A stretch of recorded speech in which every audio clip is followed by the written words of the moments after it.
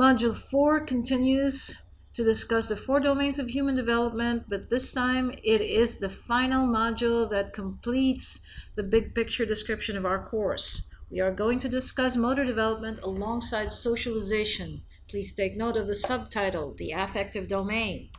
Recall the slide previously shown. In a dynamical systems perspective, we have been discussing the organism, part of which is the motor function. This time we're going to talk about the affective domain as it interacts with our motor skills. We've already finished cognition, physical part will come later, but again, as we look at the big picture, all 4 domains of human development will interact and contribute to how the individual or the organism is able to generate his own behaviors and able to make sense of his world. In this module, the following specific terms have to be understood and remembered. We are talking about concepts. Socialization is one that we are all familiar with. After all, no human is an island. We live in the context of a society. We need to interact with people around us. More importantly, we need to interact with the significant others. And we have to do so within a set of norms or acknowledged set of rules. One very specific one that evolves continuously as one learns to identify with a certain makeup is the gender role. Social influences in childhood is very specific in the sense that we will focus about a child's emotions, attitudes, and decisions, and the most important influences there are. Social factors, as it is subtitled in the text, have to do with the unique challenges and problems that are confronted by adults. Finally, the last concept there is the exercise aging cycle. This portion is acknowledged, however, no further discussion is going to be done as this section is more relevant to a later chapter when we discuss elderly movement. For now, acknowledge it here. Bottom. There are a bunch of words here that are in yellow. These terms, self-worth, self-esteem, self-concept, provide heft and measurable basis to determine the veracity of the concept described above. Self-worth is the overarching concept to which self-esteem and self-concept contribute. We will discuss this more clearly in the following slides. Let it be said, however, while the white terms above speak to the processes involved, as I said, the bottom terms give heft in the sense that they're the measurable variables, which are therefore the end result having gone through the process. This becomes more clear in the following discussion. However, it must be emphasized how the processes unfurl. In a horse-to-cart relationship, the horse is the driver, while the cart chap just happens to be dragged along. So the product or the variables are good outcomes to aim at: self-worth, self-esteem, self-concept. But they are not the drivers. They are simply the products, the end result. What drives the whole dynamics are the conceptual basis described above. Do not expect healthy self-esteem if there are no fundamental basis for feeling good about yourself. In other words, self-concepts or feelings cannot be manufactured or bought. One is to undergo the process to generate legit good feelings that are measured in terms of self-worth. Let us discuss the specifics of socialization. It is a process of integrating into a certain world, and a world where people learn their roles and identity and their connection to the world, and the rules or the basis of the behaviors that is expected to them as a contributing member of that society. When it comes to socialization, it typically involves a 5-step process. To illustrate this, imagine being introduced to a new sport, something esoteric perhaps, such as sumo wrestling, a Japanese martial art. If you are to come to a dojo, what is the most instinctive thing to do? By instinct, I mean what is your first default position. It is unlikely that you will be the first to volunteer to go up against a 350-pound man on that circle. More likely, your first job or your first instinct is to observe. So, socialization, pretty, as described in the text, begins with observation.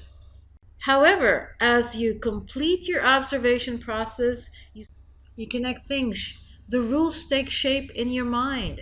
Rules and steps are being inferred from what is happening around.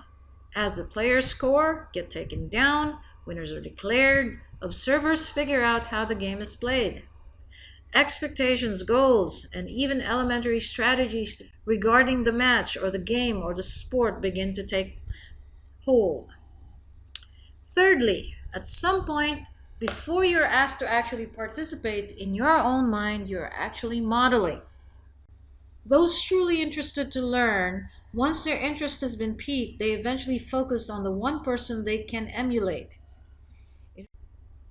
In a room full of new learners, teachers or drill masters literally instruct you to focus on a model, whether it's themselves or a peer or somebody professional who properly plays or demonstrates the game.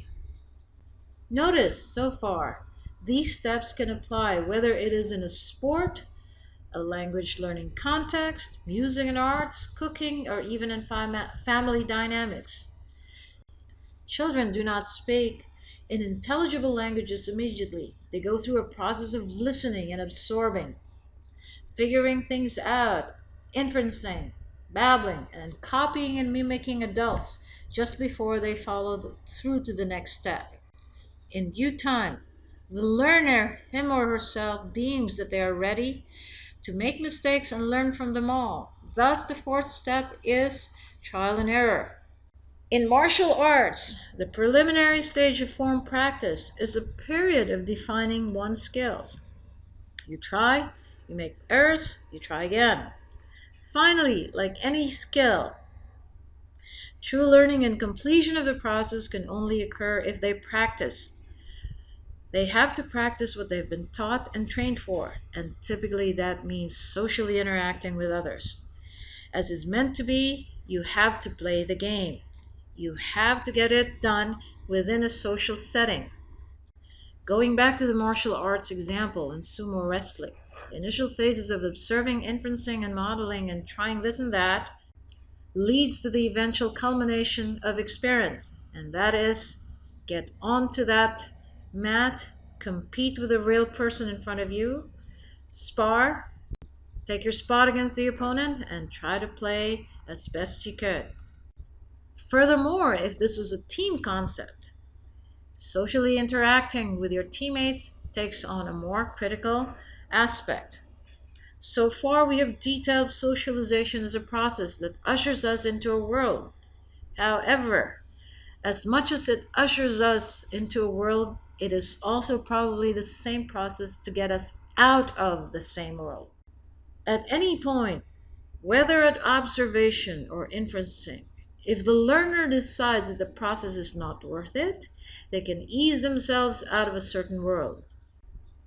Even for veteran players or members of a certain social group, if the social interaction or playing, or even during the trial and error, has not proven productive or has turned negative, they can work their way out of that setting. Socialization is conduit both to get in and out of a certain world. Social interaction, the role of significant others. To begin with, who are these significant others? The influence of parents, peers, and coaches are such huge factors in the lives of children. As they interact with them, they get introduced into the larger world. In other words, the role of expectations within the team and outside of the team. There are norms to be followed. There is a culture. Whether it's in an individualistic sport or group oriented sports or cultures, expectations take their toll. There are certain stereotypes that evolve along the way. Children have to decide along the way whether they can be influenced negatively or They build their own sets of reputation because they have found a niche. Bottom line, this is a serious area of study that we ought to be pursuing among children. Given the recent events in the social milieu of the United States, the gender roles are quickly evolving.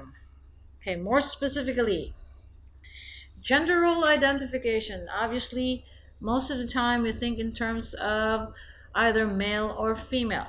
Biologically, those are the only choices. You either have an X chromosome or an XY chromosome. But as far as the roles themselves as they evolve, as is written in the text, pretty much the expectation for boys is that of dominance, aggressiveness, and achievement.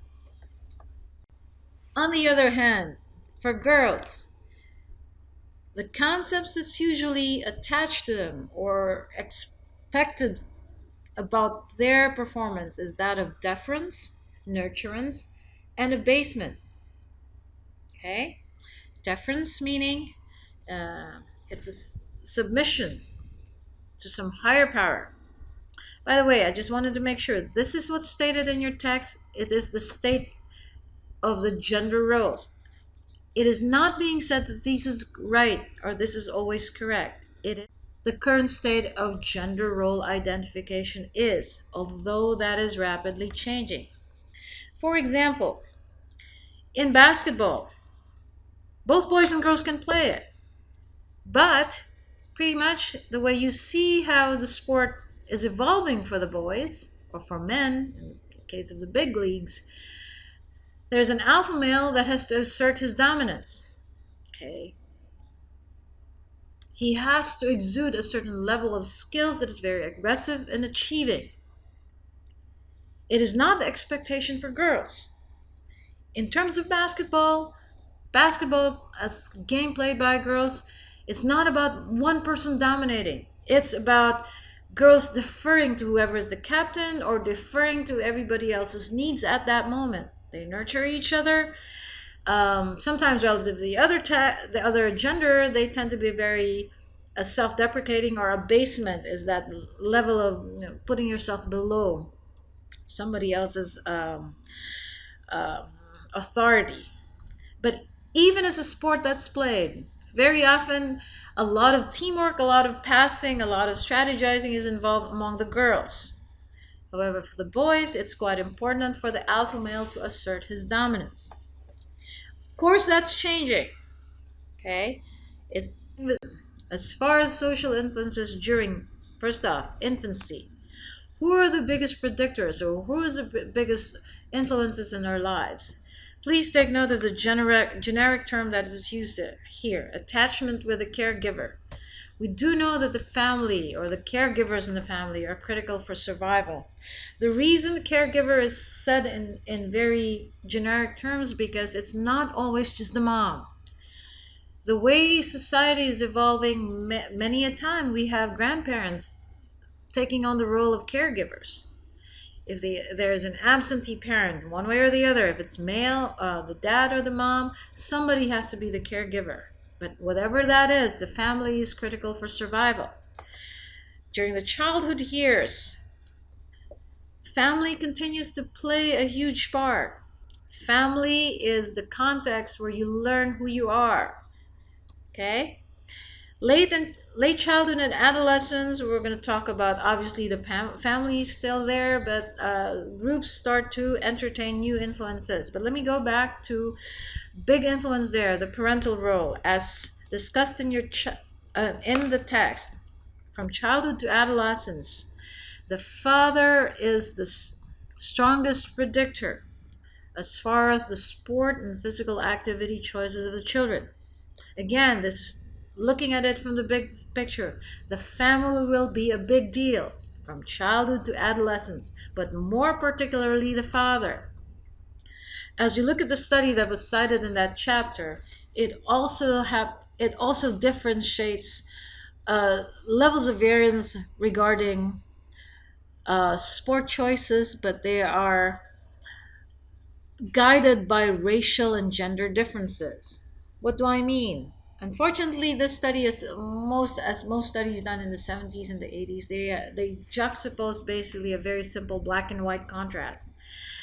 White boys, Caucasian boys, indicate that the best predictors for their sport or the largest influences in their lives as far as sport and activity are concerned are their peers and their fathers. In contrast, for the Caucasian females or the white girls, they indicate that teachers and mothers perform a large part of their socialization. Contrast that to the numbers that were found among African American or black boys. To this set of boys, the peers were the larger influences, and to this black girls, it's the teachers and sisters. Right off the bat, give an explanation for this difference is based on gender and race. Please remember that in totality, when all is said and done, the father is still the dominant predictor.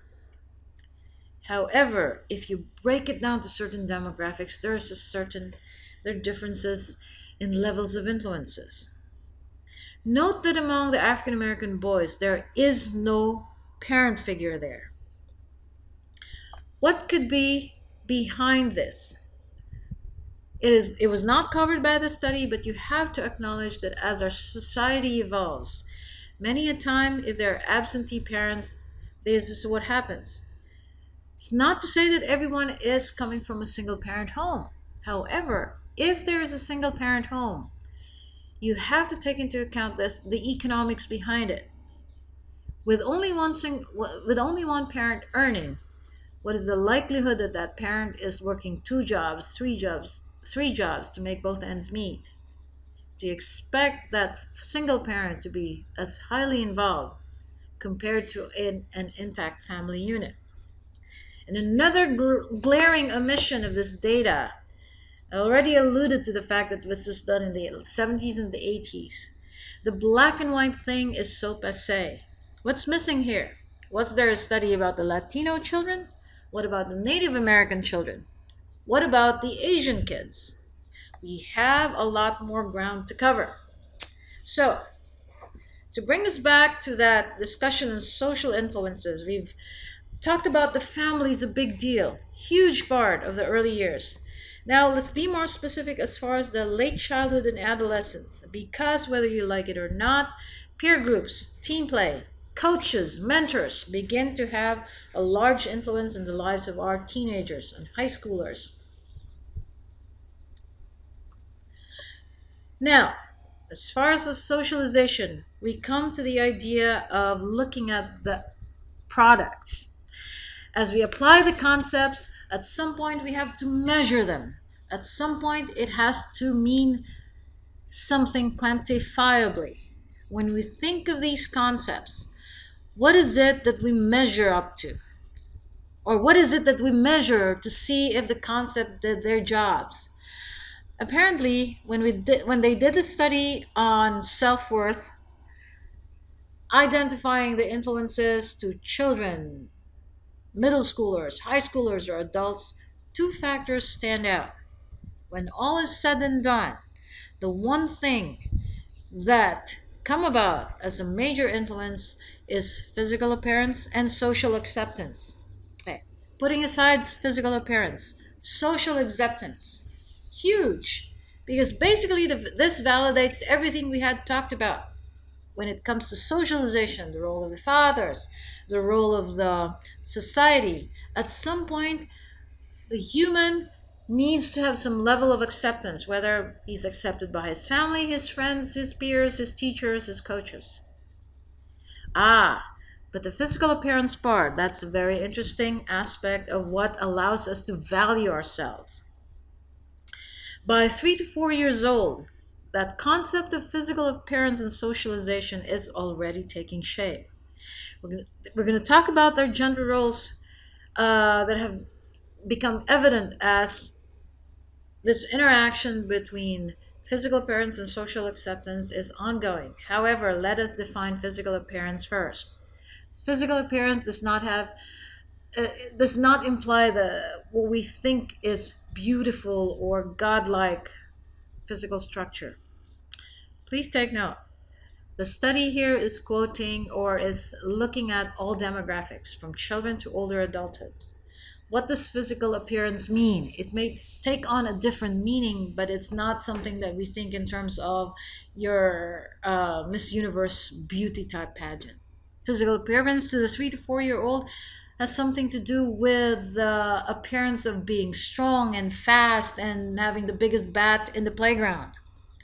Physical appearance to the middle school and high school are probably a little bit more about the prowess and being having a nice figure and all of that, but huge part it's evolving as you get to the adult part.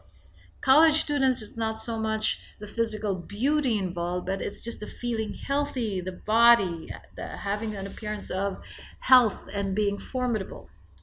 Again, it also evolves as you get older into your middle age years and as you approach elderly years. Um, Very important to distinguish the evidence that we have as gender differences take shape, especially when it comes to playing. When what is very clear is that evidence for different socialization processes seem to apply to boys and girls. Let's give this as an example. We were talking about socialization process, whether you contrast basketball to ballet, figure skating to martial arts. Same principles apply. Socialization. You first observe, you first infer, you model, you do your trial and error, and then you interact. However, having gone through all of that, which gender is socialized to be more about team interactions, showing leadership and being combative and being, um, if you recall that slide on gender identification, being dominant, being aggressive? Not the girls, but the boys.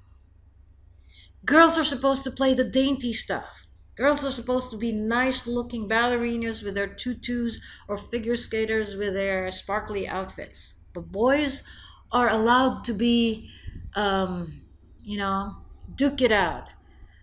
Boys are allowed to eat worm and be dirty and go in the mud. Boys are allowed to scrimmage. Boys are allowed to test their mettle with one another. Not that the girls are not doing it, but pretty much this has been the story of the girls and boys' lives during their 3 to 4 years as they're being shaped throughout childhood. If a girl exhibits properties that seem to be boy-like, dominance, aggressiveness, achieving, what are the chances that that girl will be labeled as a tomboy or labeled as, God forbid, Hillary Clinton? Okay, she's too much. Why do we expect men to exhibit such strong qualities but not women? Think about it. It is as though things are stacked up so that the girls are only being playing this role, but boys are expected to do this. Flip the coin. What if it's a boy who likes, who likes playing with dolls? Okay? What if it's a boy who likes figure skating? What if it's a boy who likes dancing? How many times will a boy be ostracized and be labeled as somebody who is, for all the derogatory terms, you know what they are? Can't boys play with dolls? Well, I submit to you that boys play with dolls. You only call them action figures. But a doll is a doll is a doll is a doll. And look at the differences between the dolls. You have the most anatomically incorrect doll for the girls, your Barbies. But for the boys, the dolls are what? Action figures, transformers, they become cars, they become robots, they fly. Tells you that different sets of rules apply for boys and girls. This is so evident in play skills at the playground. Okay, there's enough evidence of how boys and girls play differently at a playground. If the task is the same, they are to build castles, they have the same Legos, they have the same blocks. What does a girl do and what does a boy do? And tell me if that's a genetic dictated thing. Typically, what is expected of a girl is they make their castle, they stack up their Legos, they stack up their blocks. After they've formed their castle, what do you think they do? They protect it. They lift it up as though it's a museum piece. Do not touch this. This is something that's there to be kept. What do typically boys do? After they build their castles, what do? They play combat sport. You know, there's a war, there's an attack, and the castle is blown up. Okay? Boys are allowed to tear things down. Ah, not the girls. They have to protect what has been made, and they will tell stories about it. They will have a meeting of the minds. The dad comes home to the castle, and there's stories of how their day was. But for the boys, again, the expectations are very different. The boys are not expected to communicate and to tell stories, while the girls talk in complete sentences. Listen to 3 to 4 year old kids play in the playground, in that sandbox. What do the boys do? Oh, the words that come out of their mouths are all onomatopoeic, sound effects. Psh, kaboom! It's all what language teachers call expletives. Okay, it explodes. The language is very colorful, but there are actually no complete sentences. Those are the differences of expectations that we have for children. Sadly, those differences in gender can also be very self-limiting, and they trail us for the rest of our lives. Having finished that section, let's move on to the social factors of adulthood. When it comes to adulthood, think of the following as the major excuses for not exercising or not working out. Because, well, guess what? You're now an adult and real life happens. You have to work. And work takes up so much time. Fun and games are done. You've already formed your concept of gender, of family, of race, of whatever it is. You have socialized to this state. As you become an adult, you now have to find work. As you have become an adult, you now interact with one significant other that you may either marry or live with. There's a change in civil status. The fact that 2 people live in one roof, it starts to change the dynamics. Having a long-term relationship is something that allows for a lot of adjustments. And finally, one of the biggest of them all is having children. Until you've experienced the 12 a.m. feeding, 2 a.m., 4 a.m., 6 a.m. feeding, you have not experienced what it is to really care for another human. As you look at the rest of this chapter, there are other factors that were discussed. And again, it alludes to the exercise aging cycle. There's that level of ageism. We're going to talk about this again later when we talk about the elderly. But bottom line, this is a socialization thing. But it speaks in a negative sense that we talk about bias. We tell people, you are too old to do this. In the same vein, but looking at the younger crowd, how many times has a kid been told, you're too young to do this? But whenever a young champion comes about, 1997, when Tiger Woods wins his first Masters at age 21, I believe, he's so young, but it's celebrated. So you have to look at this from a bigger picture. So we're going to talk. This is discussed further here, but beyond this, that's all I'm going to say. Further discussion in a later chapter. Another concept, another factor that you have to think in terms of is retirement. The fact that the elderly at some point retire from work, it changed the dynamic and the economics of their lives. The fact that the elderly have now have to come to terms with the end of their work cycle, they have to deal with the changes after retirement. This is the last slide for this module and completes our discussion. Again, let me emphasize, everything that has to do with exercise, aging cycle, and ageism will be discussed fully in the chapter on the elderly.